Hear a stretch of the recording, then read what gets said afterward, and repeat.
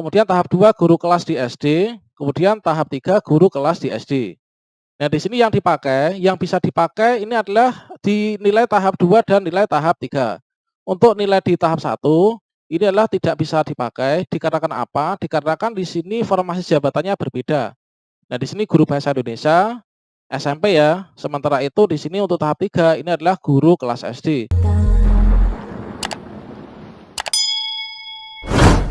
Assalamualaikum warahmatullahi wabarakatuh, sobat-sobat calon guru, selamat datang di channel calon guru. Sobat semuanya, pada video ini kita akan berbagi informasi terbaru terkait tentang P3K Guru tahap 3 dan juga optimalisasi formasi.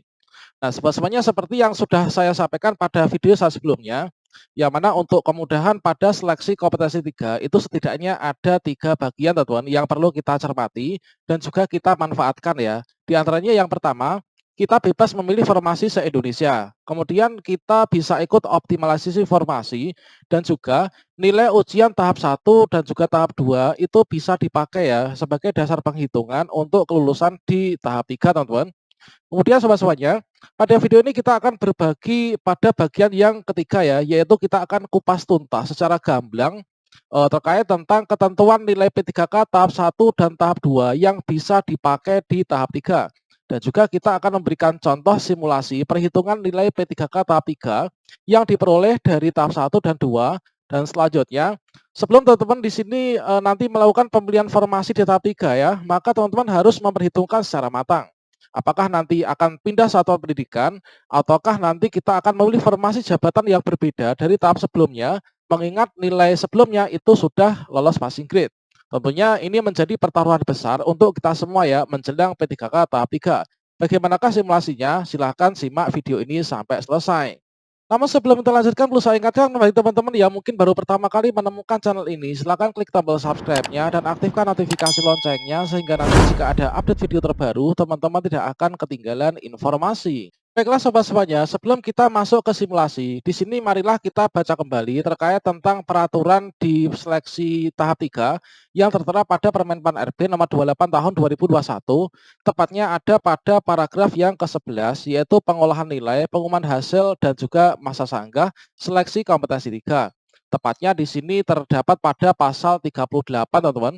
Yang mana di sini untuk yang pertama, pelamar pada seleksi kompetensi 3 dinyatakan lulus jika nilai yang diperoleh ini adalah memenuhi nilai ambang batas sebagaimana dimaksud pada pasal 27 berperingkat terbaik, teman-teman. Kemudian yang kedua, nilai yang diperoleh sebagaimana dimaksud pada ayat 1 ini ditentukan ya dari nilai terbaik di antara nilai seleksi kompetensi 1, nilai seleksi kompetensi 2 dan juga nilai seleksi kompetensi 3, teman-teman. Selanjutnya, nilai seleksi kompetensi 1 sebagaimana dimaksud pada ayat 2 itu hanya digunakan jika yang pertama memenuhi nilai ambang batas. Jadi kita harus lolos passing grade ya. Ingat untuk passing grade itu adalah ada 3 passing grade teman-teman, yaitu passing grade kompetensi teknis, kemudian passing grade kompetensi manajerial dan sosiokultural, serta passing grade wawancara. Jadi kalau misalkan salah satu dari komponen itu tidak lolos passing grade, maka berapapun nilai kita, setinggi apapun, maka kita tidak dikatakan lolos passing grade, teman-teman. Kemudian untuk yang bagian kedua, pada seleksi kompetensi 3, ini adalah pelamar memilih jabatan dan bentuk satuan pendidikan yang sama ya dengan seleksi kompetensi 1. Jadi kalau misalkan nilai tahap 1 kita bisa dipakai, ini adalah seperti ini teman-teman. Kita harus PG, jadi nilai tahap 1 harus PG dan juga kita milih formasi jabatan yang sama ya antara tahap 3 dan juga tahap 1 teman-teman. Kemudian nilai seleksi kompetensi 2 yang bisa dipakai ini adalah yang pertama, memenuhi nilai ambang batas. Kemudian pada seleksi kompetensi 3 ini adalah pelamar memilih jabatan yang sama dan satuan pendidikan yang sama dengan seleksi kompetensi 2, teman-teman. Kemudian nilai seleksi kompetensi 3 sebagaimana dimaksud itu hanya dapat digunakan ya jika memenuhi nilai ambang batas ya. Nah, sekarang kita buat simulasi seperti ini, teman-teman. Misalkan di sini ada simulasi contoh ya yang kita jadikan sebagai model. Nah, di sini dengan catatan yaitu asumsinya semua lolos passing grade ya, baik itu passing grade di kompetensi teknis, sosiokultural dan manajerial serta wawancara.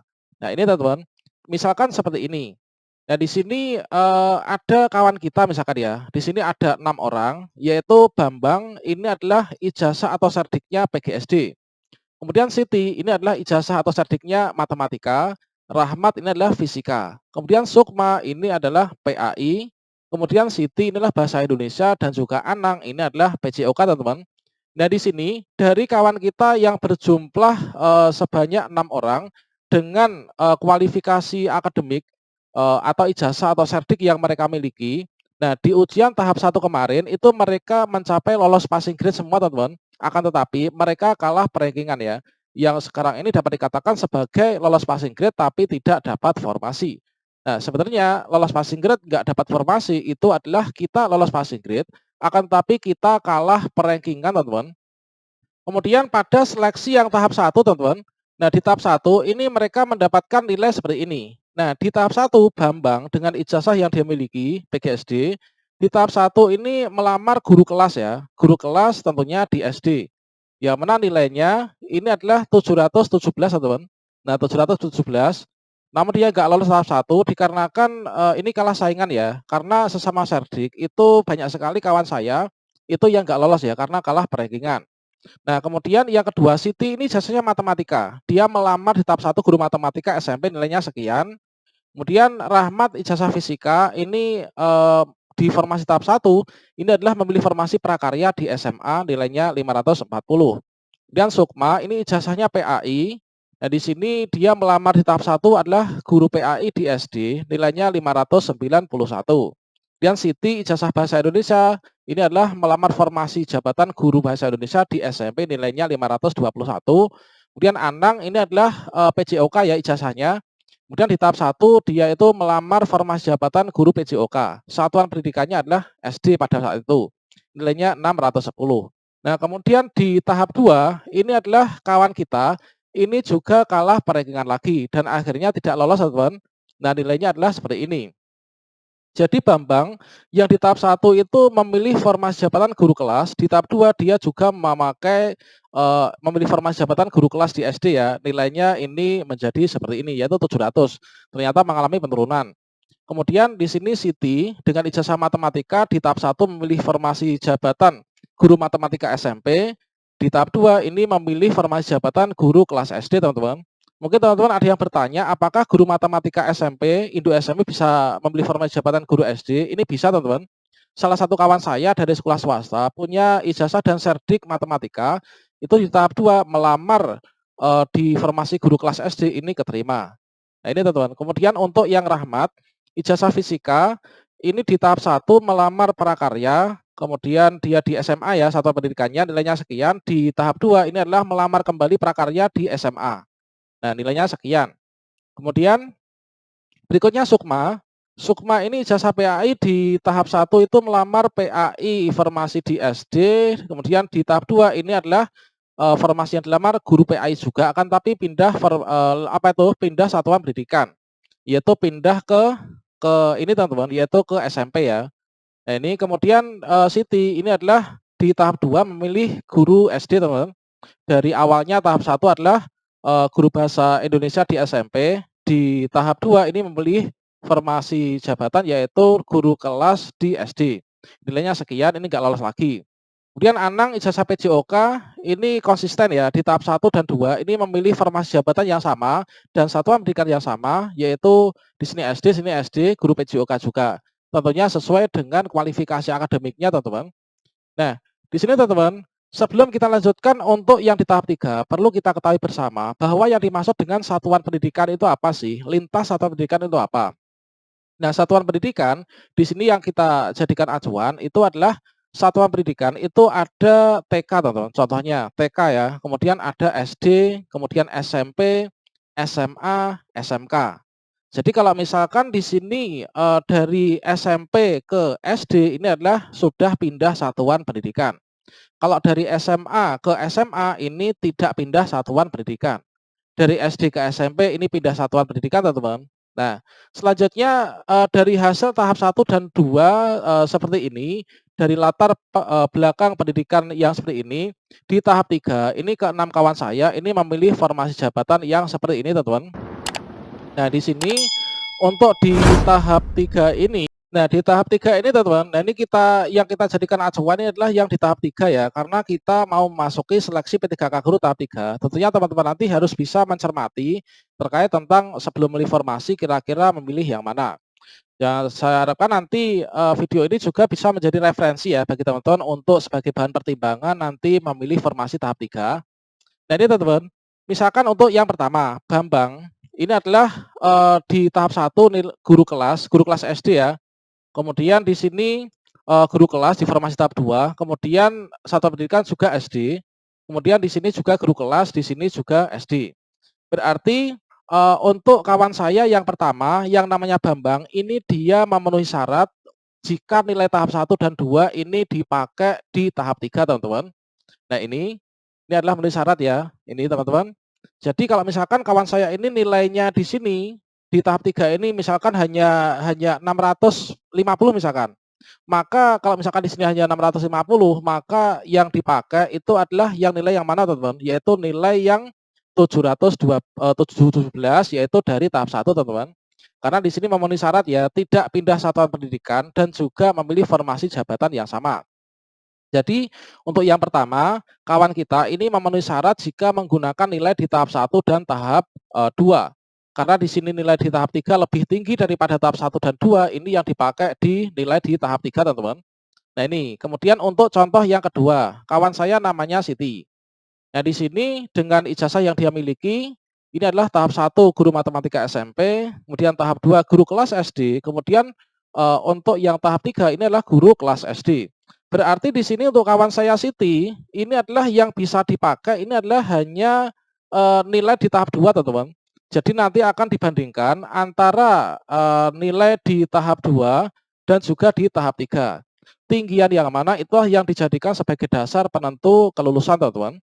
Jadi kalau misalkan kondisinya seperti ini, Siti, formasi jabatan tahap 2 inilah guru kelas SD, tahap 3 juga. Tahap 2 dapat nilai 600, kemudian tahap 3 mendapatkan nilai 607. Berarti yang dipakai ini adalah nilai yang ada di tahap 3 ini ya. Nah, ini teman-teman.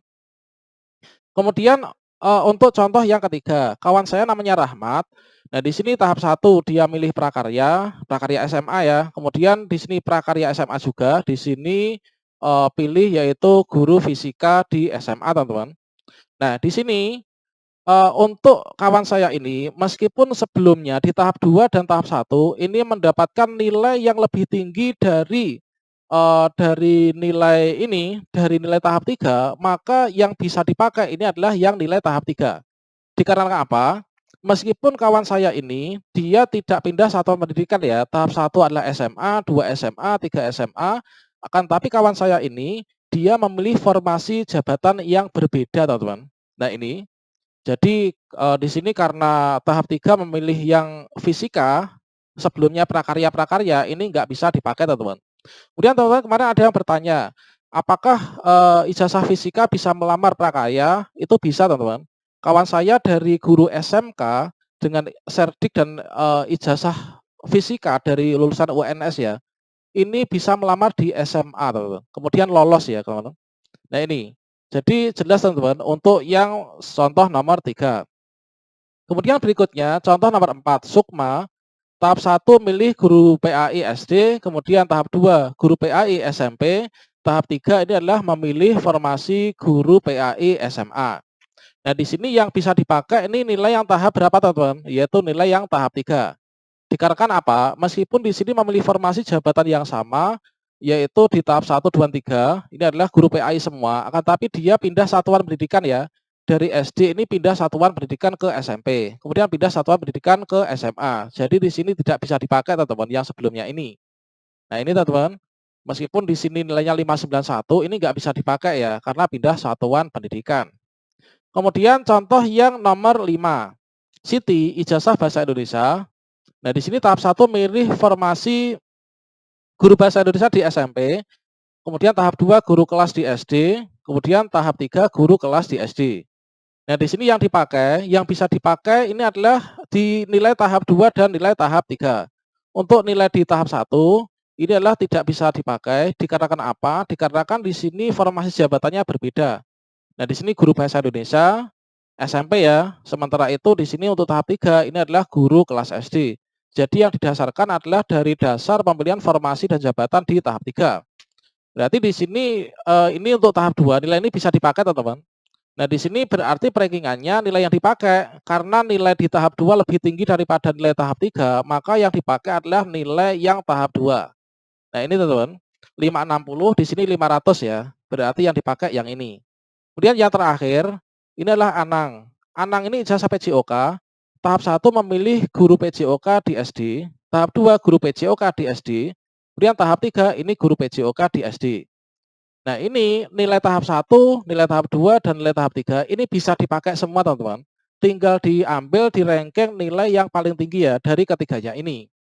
Nah di sini secara logika, kalau misalkan kita urutkan ya antara tahap 1, 2, 3 ini adalah seperti ini kan. Tahap 1 610, tahap 2 600, kemudian tahap 3 490. Nah, dari ketiga ketiga tahap ini nilai paling tinggi inilah nilai yang ini, 610 teman-teman. Berarti yang dijadikan dasar perhitungan kelulusan di tahap 3 ini adalah nilai yang dari tahap 1. Syaratnya adalah dua itu teman-teman, yaitu memilih formasi dan jabatan yang sama dan memilih satuan pendidikan yang sama serta lolos Fasigrid. Demikian teman-teman, video ini semoga bisa bermanfaat dan menjadi referensi bagi teman-teman untuk memikirkan dalam jangka waktu yang mungkin lebih serius ya, dalam jangka waktu yang masih banyak waktu, untuk nanti memilih formasi jabatan itu disesuaikan ya, dipertaruhkan nilai tahap 1 dan 2-nya dengan peluangnya. Pokoknya teman-teman ini selain berusaha, belajar juga harus berdoa. Jika nanti memang rezeki maka tidak akan kemana-mana teman-teman. Dan saya doakan semoga semuanya sukses ya. Semoga lulus di tahap 3 atau di optimalisasi formasi. Kalau misalkan belum lulus juga teman-teman nggak usah khawatir. Insya Allah tahun depan nanti formasinya lebih banyak ya. Dan nanti untuk perekrutan itu sepertinya kelanjutannya menggunakan P3K. Demikian sobat-sobatnya, silahkan bagikan video ini kepada teman-teman yang lain. Jika nanti bermanfaat, siapa tahu bisa menimbulkan pahala untuk kita. Wassalamualaikum warahmatullahi wabarakatuh.